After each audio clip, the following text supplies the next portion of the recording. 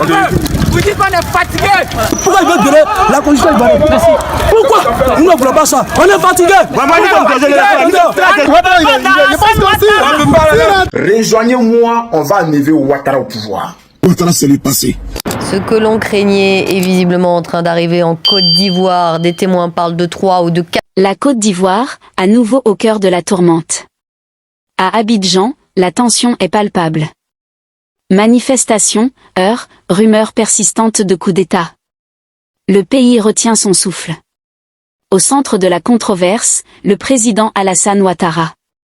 Accusé par une partie de la population de dérive autoritaire, son éventuelle volonté d'un 4e mandat ravive les blessures encore vives des crises passées. La jeunesse ivoirienne, en première ligne, Monsieur le Président, nous te demandons de quitter le pouvoir pendant qu'il est encore temps. Nous ne voulons pas ça. On est fatigué.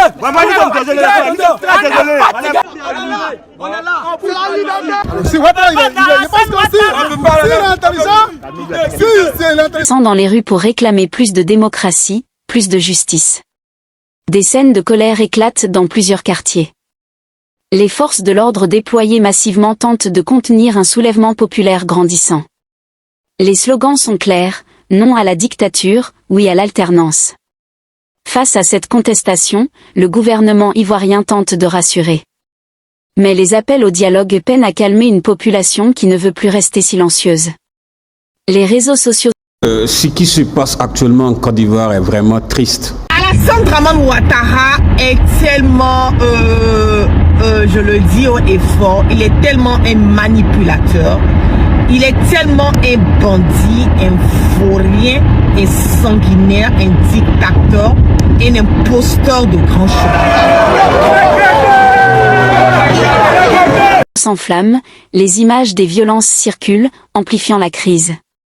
Cette fois, l'histoire semble hésiter entre deux chemins, celui d'un nouveau tournant démocratique ou celui d'une crise politique majeure. L'Afrique observe.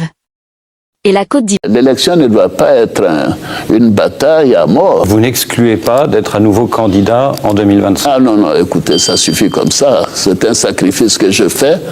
Pour moi, il me serait difficile, même possible. Et j'espère que la Constitution va nous régler ce problème. Rejoignez-moi, on va enlever Ouattara au pouvoir.